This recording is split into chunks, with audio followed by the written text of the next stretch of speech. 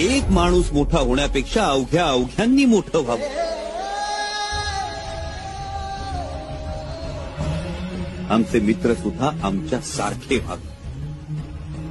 आम्हाला चाहणारे, आमच्यावर माया करणारे आमच्यापेक्षा मोठे व्हावे.